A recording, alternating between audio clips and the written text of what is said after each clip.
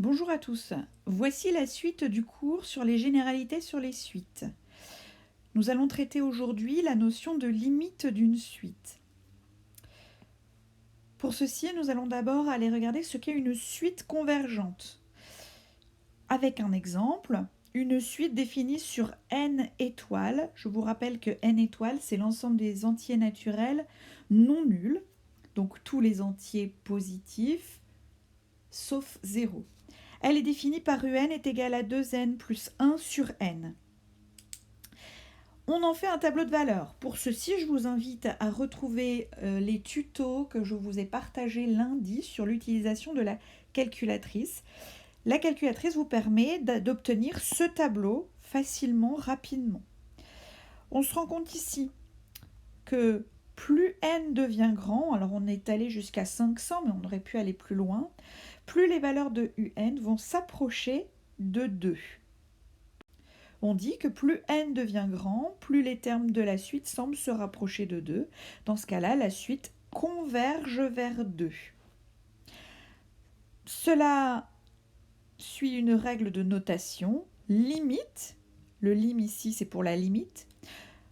Alors, le plus n devient grand, en mathématiques, il va se noter quand n tend vers plus l'infini. D'accord ? N tend vers plus l'infini. De la suite un est égal à 2. Vous avez ici un exemple d'une suite qui converge vers une valeur 2. Nous allons maintenant regarder les suites divergentes. Alors, avec un exemple, une suite un définie par un est égale à n au carré plus 1. On va regarder les premiers termes. U0 est égal à 0 au carré plus 1, ce qui donne 1. U1 donne 2, U2 donne 5, U10 donne 101. U100 donne 10 001. On peut aller plus loin encore et on va se rendre compte que plus n devient grand, plus les termes de la suite deviennent grands. Toujours la même notation, limite, lorsque n tend vers plus l'infini de un, eh bien, devenir très grand, c'est tendre vers plus l'infini. Dans ce cas-là, on dit que la suite, elle, diverge.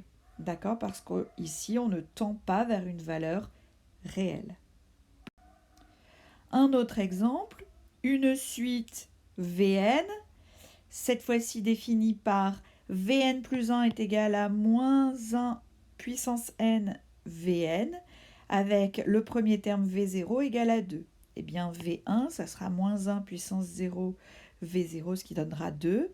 Puis V2, ça sera moins 2. Puis V3, ça sera moins 2. V4, ça sera 2. Puis V5, ça sera 2. Si on continuait, on trouverait encore moins 2, puis 2, 2. Donc, lorsque n devient grand, ici, on ne s'approche pas vers une seule valeur. On va avoir parfois moins 2, parfois 2. On dit que la suite ne tend pas vers une valeur unique et donc, encore une fois, elle diverge. Voilà, ce cours, je vais également vous le partager en format PDF. Il est à écrire dans le cahier. Je vous demande absolument de l'écrire et de ne pas le coller.